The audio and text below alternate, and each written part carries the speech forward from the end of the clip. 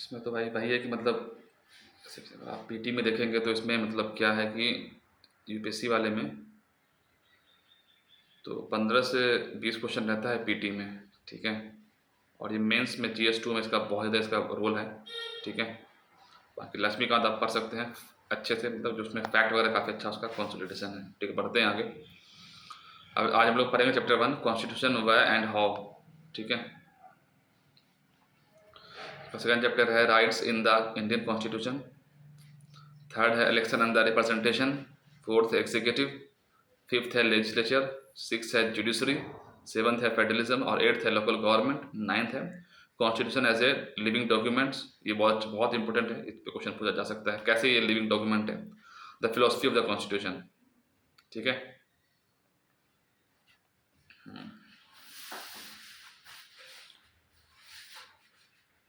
Constitution why and how, ठीक है। Constitution why and how, ठीक है। क्यों और कैसे, है ना।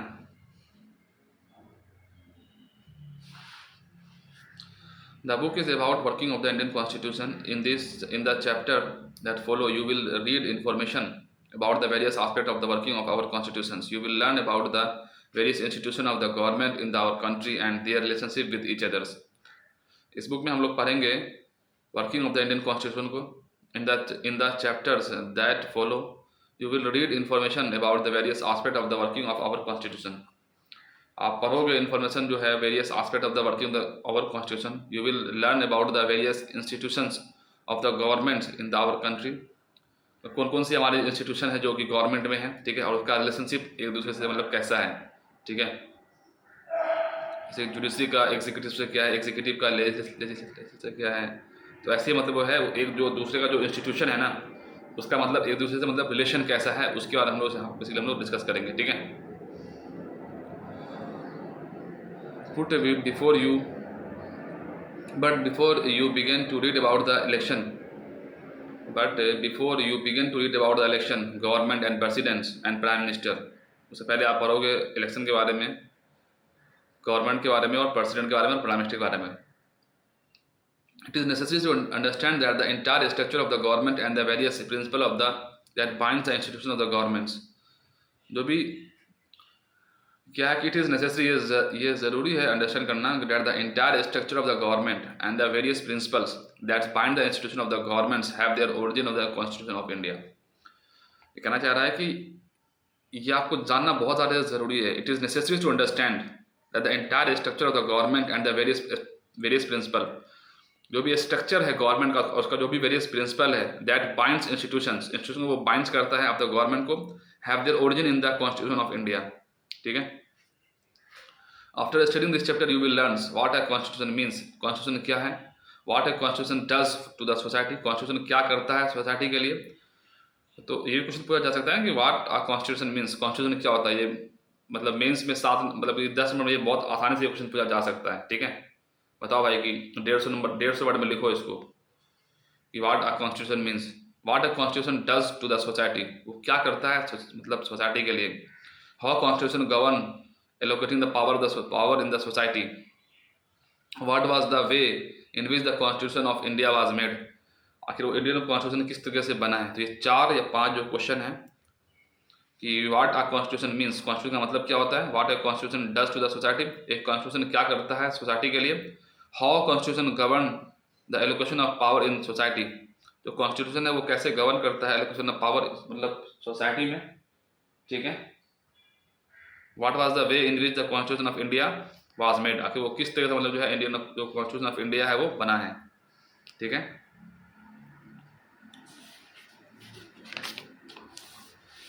अब क्या है कि why do we need a constitution, हम बोल आखिर हमें कॉन्स्टिट्यूशन हमें ज़रूरत क्यों पड़ता है। तो आखिर हमें कॉन्स्टिट्यूशन का ज़रूरत क्यों पड़ता है कि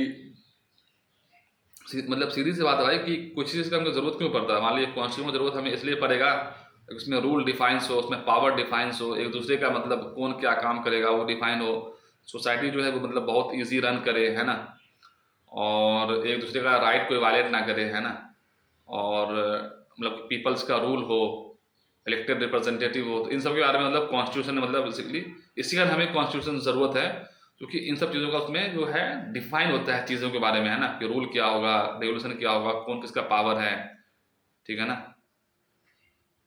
जैसे कि हर एक स्कूल का भी एक होता है डिसिप्लिन, उसका एक मतलब क्या होता है, ड्रेस कोड होता है। आखिर वो ड्रेस कोड क्यों होता है, ताकि उसके उस बच्चे को मतलब आइडेंटिफाई कर ले ये बच्चा जो इसी स्कूल का है ना।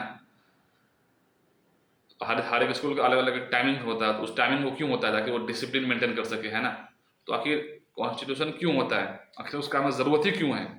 जैसे कि एजुकेशन का हमें क्यों ज़रूरत है, एजुकेशन का ज़रूरत है हमें ताकि हम एक बेटर सोसाइटी में हम एक अच्छे इंडिविजुअल बन सकें, सबसे पहला बात है।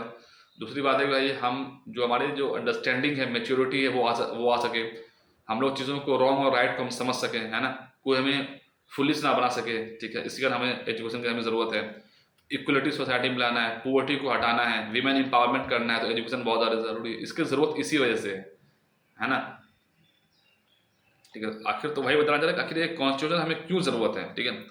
What is the constitution, constitution क्या है, व्हाट आर इट्स फंक्शन, उसका फंक्शंस क्या है, what role does it perform for society, what role does it perform for a society, how does a constitution relate to our daily existence, constitution हमारे daily existence से कैसे related है। ये question main से पूछा जा सकता है, बिल्कुल। इस पर तो हम बहुत कुछ अब लिख सकते हैं कि कॉन्स्टिट्यूशन कैसे हमारे डेली लाइफ से रिलेटेड है, जो हमारा जो फंडामेंटल राइट है आर्टिकल 21 से लेकर के, सॉरी आर्टिकल 12 से लेकर के 35 तक, ठीक है। तो ये पूरा जो पूरा ये हमें कॉन्स्टिट्यूशन ही हमें प्रोवाइड करता है, ठीक है। तो ये हमारी डेली लाइफ से रिलेटेड है, ठीक है। और जैसे कि जो हम DPSP जो हम फॉलो कर रहे हैं अपने मतलब खास करके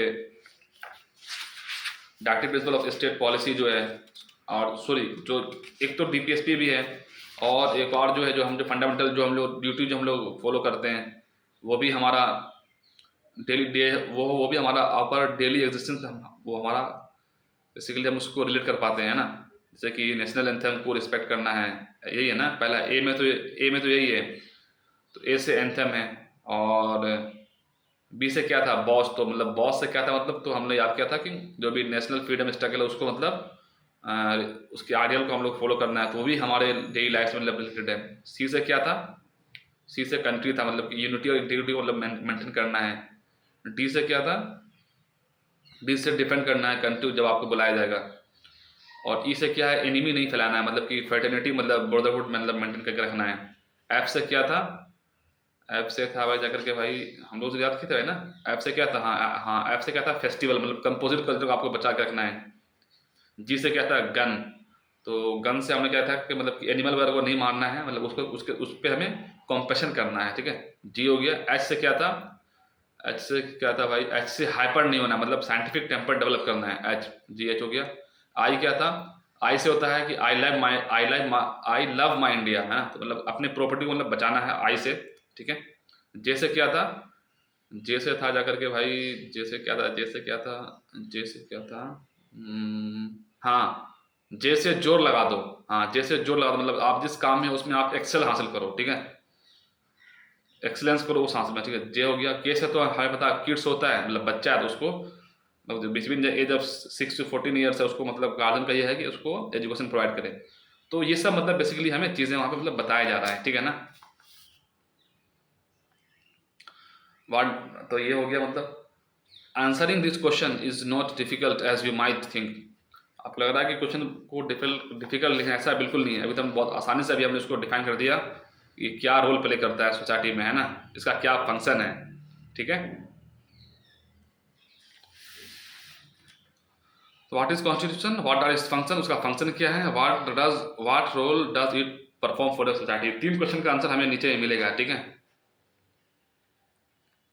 उसका फंक्शन क्या है, फिर कॉन्स्टिट्यूशन का देखिए अब यहाँ पे क्या है, constitution allows coordination and assurance, ठीक है। कॉन्स्टिट्यूशन क्या करता है भाई, अलाउ करता है कोऑर्डिनेशन को और एश्योरेंस को, ठीक है ना।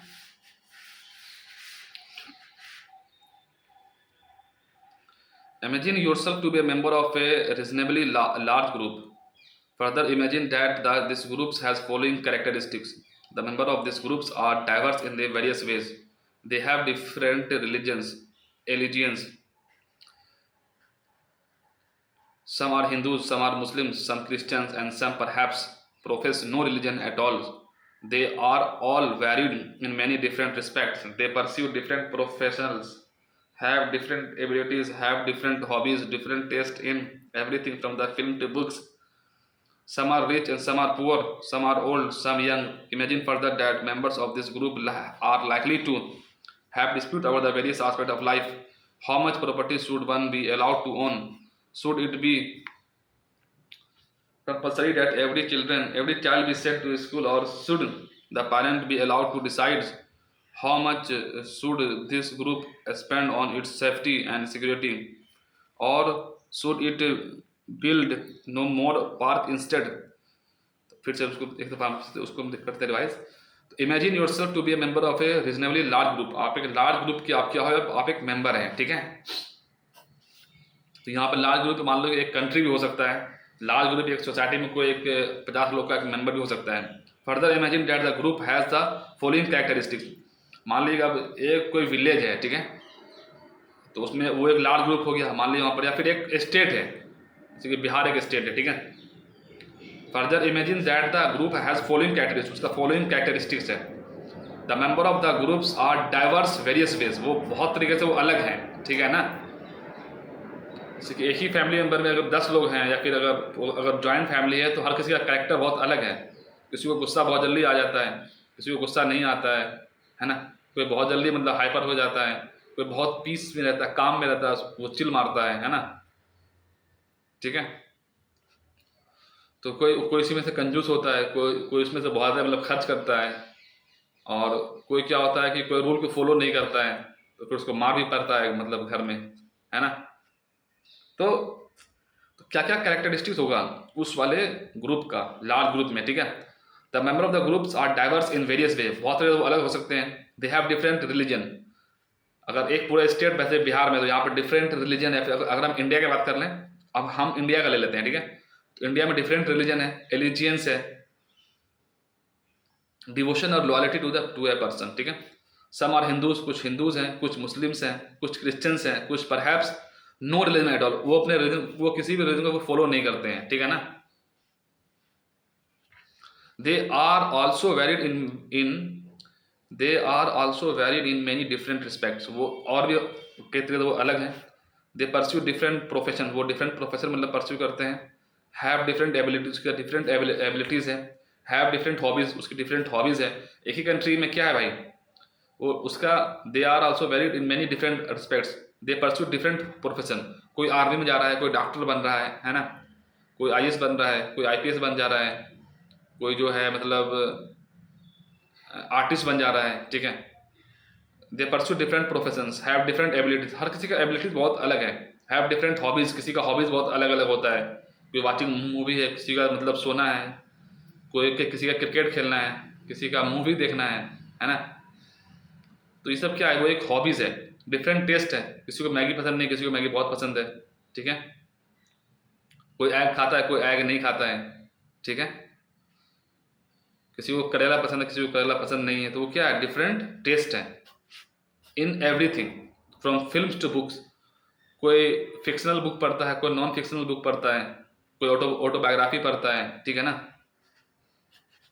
किसी को हॉरर मूवी देखना बहुत पसंद है, कोई नॉर्मल मूवी देखता है ना। तो हर किसी का क्या है कि मतलब कि तो अलग अलग चीज़ें हैं, अलग अलग लोगों से जुड़ा हुआ है। तो अब इसमें क्या है, some are rich, some are poor, some are old, some are young. बिल्कुल सी बात है। कुछ रिच हैं, कुछ पुअर हैं, कुछ ओल्ड है, कुछ यंग है। Imagine further that member of this group are likely have dispute over the various aspect of life. Imagine further that member of this group, इस ग्रुप के लोग जो हैं, आर लाइकली, मतलब ये बिल्कुल ऑब्वियस है कि डिस्प्यूट होंगे over various aspect of life में, ठीक है ना। बहुत सारे एस्पेक्ट ऑफ लाइफ में जो है मतलब उसको मतलब डिस्प्यूट होगा।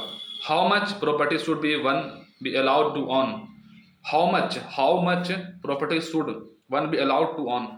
एक जो पर्सन को कितना प्रॉपर्टी मतलब वो उसको अलाउ किया जाए, वो मतलब ऑन करने के लिए। Should it be compulsory that every child be sent to school, और should the parent allowed to decide. Should it be compulsory that, ये होना चाहिए कि that every children be sent to school, क्या हर एक बच्चे को स्कूल भेजना कंपलसरी है। और should the parents be allowed to decide, क्या ये डिसाइड करना पेरेंट्स का हक बनता है अभी हमने पढ़ा ना, क्या पढ़ा अभी हमने फंडामेंटल ड्यूटीज में, है ना। फंडामेंटल ड्यूटीज में अभी हमने पढ़ा कि जो के था 51 के, 51 ABCDEF है पूरा ना, तो के में क्या था, किड्स को भेजना है जो 6 साल से 14 साल के बच्चे हैं, है ना। हाँ तो ये वही है भाई, ठीक है ना। How much should this groups spend on safety and security, ये लोग कितना खर्च करेंगे अपने सेफ्टी और सिक्योरिटी पे। और should it build more park instead, और should it build more park, ये क्या ज़्यादा पार्क बनाएंगे। Should the group be allowed to discriminate against some of its members, should the groups be allowed to discriminate against some of its members, क्या उस group के लोग जो है आपस में क्या डिस्क्रिमिनेट कर सकते हैं। अब यहाँ पर डिस्क्रिमिनेट वाली बात आ गई, जैसे कि अनटचेबिलिटी है, आर्टिकल 17 के द्वारा हमने अनटचेबिलिटी को खत्म कर दिया है, ठीक है भाई ना। Every question will elicit a variety of answer from the different people, but for all their diversity every question will elicit a variety of answer from the different people, हर किसी के लोगों का अलग अलग इसमें जवाब होगा, ठीक है। But for all their diversity, despite को कितने डाइवर्स हैं, कि कोई अमीर है, कोई गरीब है, कोई क्यों, किसी की हॉबीज अलग है, किसी का टेस्ट अलग है, किसी का बुक अलग रीड कर रहा है, this group has to live together, उसको रहना तो मतलब साथ में ही है ना, ठीक है। They are dependent upon each others in various ways, बिल्कुल सी बात है, वो एक दूसरे पे इंटरडिपेंडेंट है। विदाउट इंटरडिपेंडेंट कोई आदमी रह नहीं सकता है। मान लीजिए कि कोई आदमी बहुत बड़ा रिच पर्सन है, ठीक है, स्टिल वो फार्मर पे डिपेंडेंट है अपने फूड के लिए, ठीक है। अगर जो वो शूज़ पहन रहा है तो उसके लिए जो शूज़ मेकर है उस पर वो डिपेंडेंट है, ठीक है। वो अगर सोना पहन रहा है तो वो गोल्ड स्मिथ पे डिपेंडेंट है ना भाई, ठीक है। live together, they are dependent upon each others in various ways, they require the cooperation of each other का उसको cooperation का जरूरत है। what will enable the group to live together peacefully, वो क्या चीज है जो कि एक ग्रुप को एनेबल करता है कि वो पीसफुली रहे, ठीक है। पढ़ते हैं उसको फटाफट थोड़ा सा। तो ये बच्चे लोग बहुत खतरनाक क्वेश्चन पूछता है भाई। This group is very much like the people of the my village, बिल्कुल सही बात है। ये बच्चे बोला कि जो लोग इतने जो लोग हैं, जो हिंदू हैं, मुस्लिम्स हैं, क्रिश्चियन हैं, ठीक है, डिफरेंट बुक पढ़ रहे हैं डिफरेंट, ये बोला कि मेरे विलेज में भी ऐसे ही लोग रहते हैं। Yes this could be my colony as well, ये मेरा कॉलोनी भी हो सकता है। Does this apply to your village और टाउन और कॉलोनी टू, बिल्कुल सही बात है। अब क्या भाई, वन में say that perhaps member of this group can live together, one may say that perhaps member of this group can live together if they can agree on some basic rules, ये लोग जब भी एक दूसरे के group में रह सकते हैं जब वो कुछ बेसिक रूल्स पे, जैसे कि भाई जैसे कि होता है ना घर में रात में 10 बजे के बाद आप बाहर नहीं जाओगे, है ना,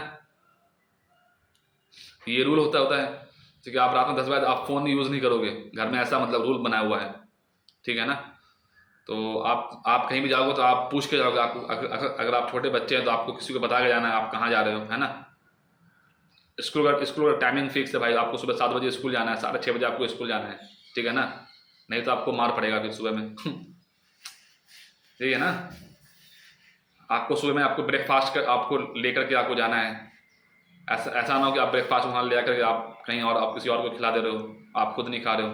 तो ये सब क्या है, इसमें कुछ आपको बेसिक रूल पे आपको आना ही पड़ेगा, है ना, ठीक है।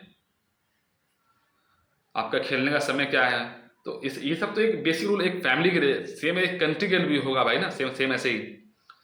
वह will the group need certain basic rules, आखिर उसको जरूरत ही क्यों है, ताकि उसकी लाइफ जो है वो डिसिप्लिन रहे, ताकि वो बात बिल्कुल सही, और कोई एक दूसरे को मतलब इंटरफेयर ना करे, ठीक है। Every individual would be insecure simply because they would not know what members of this group could do to each other. Think of what would happen in the absence of the some basic rules, अगर rules अगर नहीं रहेगा तो मान लीजिए जैसे कि भाई डॉर्मेट्री है, ठीक है ना, तो डॉर्मेट्री में मान लीजिए 50 बच्चा रहता है ना। अब रात में ये रूल है कि भाई मतलब अब रात में 10 बजे के बाद वहाँ पर अब लाइट ऑन नहीं होगा, और कोई अगर लाइट अगर ऑन कर दे रहा है तो अब जो बेचारा रात में जिसको जल्दी सोने का हैबिट है तो उसका क्या होगा, उसका नींद उसको मतलब कंप्लीट नहीं होगा। तो उसके बाद क्या है भाई, आपका डॉर्मेट्री में आपको रात में 10 बजे के बाद आप लाइट ऑन नहीं कर सकते, आपको पढ़ना है तो आप लाइब्रेरी जाके आप पढ़ाई करो, है ना, ठीक है। तो बेसिक रूल्स में अगर एब्सेंस रहेगा तो उससे बहुत दिक्कत है। Every individual would be insecure simply because they would not know what ये ना कि think what will happen if the absence of some basic rules. Some basic rule जब नहीं रहेगा तो कोई कुछ भी करेगा, ठीक है ना। Even every individual would be insecure simply because they would not know what members of this group could do to each others. वो क्या करेंगे उसको किसी को कुछ पता नहीं है ना। Who could claims right over what's? Who could claims right over what's? ठीक है, कौन किस पे राइट्स पे क्या मतलब क्लेम कर सकता है, किसी को कुछ पता नहीं है, ठीक है। Any group will need some basic rules, हर ग्रुप को जो है वो कुछ बेसिक रूल्स की जरूरत है, that are publicly promulgated and known to all member of the that groups to achieve the minimal degree of coordination. कहना चाहता है कि हर एक ग्रुप को ये जरूरत है कि पब्लिकली वो प्रोमलगेट करेगा कि and known to all member of the group, उसको सबको उसको बताया भी जाएगा कि ये जो है रूल्स है यही है, ताकि मिनिमल डिग्री ऑफ कोऑर्डिनेशन मतलब कम से कम जो कोऑर्डिनेशन मतलब वो किया जा सके, है ना, ठीक है। अब मिनिमम डिग्री ऑफ कोऑर्डिनेशन क्या है भाई, जैसे कि रेड लाइट जल गया है, अब वहां पे आपको रुकना है, चाहे आप किसी भी रिलीजन के, उससे कोई फर्क नहीं पड़ता है ना। तो उस आपको पता है ना कि जब रेड लाइट जब जलेगा तो हमें रुकना है। अगर मान लिया अगर यही रूल अगर नहीं रहता तो कोई भी कभी आ रहा है तो उससे क्या होगा, एक्सीडेंट बहुत ज़्यादा मतलब बढ़ जाएगा, ठीक है। But this rules must not only be known, ये सिर्फ जानना ही जरूरी नहीं है, they must also be enforceable, वो इन्फोर्सिबल भी है। ठीक है, आजकल क्या है, आप अगर दिल्ली में है, पटना में है, तो क्या है, आप अगर विदाउट हेलमेट जा रहे हैं तो आपके रेट में आजकल आपका अगर आपने रेड लाइट तोड़ दिया फिर विदाउट हेलमेट जा रहे हैं तो आपको ऑनलाइन आपको चलाना आ जाएगा, आप भरिए, ठीक है। वो इन्फोर्सिबल है। If citizen have no assurance that other will follow these rules, अगर इसको एश्योरेंस हो कि अदर इसको रूल को नहीं फॉलो करेगा, they will themselves have no reason to follow these rules, वो खुद ही इस रूल्स को वो फिर वो फॉलो नहीं करेंगे, ठीक है। Saying that the rules are legally enforceable, saying that the rules are legally enforceable gives an assurance to everybody that other will follow these, ठीक है। saying that the rules are legally enforceable, जो rules है वो legally enforceable है, gives an assurance, वो आपको एक assurance देता है to everybody that other will follow these or they do not do so they will be punished। saying that the rules are legally enforceable, बिल्कुल सही बात है, वो rules क्या है, वो legally enforceable है ना भाई। जैसे कि हेलमेट पहनना ये लीगली इन्फोर्सिबल है, आपको सीट बेल्ट बांधना है ये लीगली इन्फोर्सिबल है, आप अगर रेड लाइट अगर हो गया तो आपको रुकना है ये लीगली इन्फोर्सिबल है, ठीक है ना। आपको भाई जैसे कि अगर आप क्या बोल रहे हैं, और भी क्या है, और जनरल एग्जाम्पल क्या है, जैसे कि इन्फोर्स, जैसे कि आप एग्जामिनेशन हॉल में जा रहे हैं, आपको फ़ोन आपको बाहर रखना पड़ेगा, आपको सब कुछ, आपको एक गैजेट लेकर नहीं जा सकते, तो वहाँ पर क्या इन्फोर्सिबल है रूल्स, है ना। और क्या है रूल्स में, और क्या आ सकता है रूल्स में, जैसे कि मान लो भाई कि रूल्स में और क्या है, बहुत सारे मतलब है, जैसे मतलब कि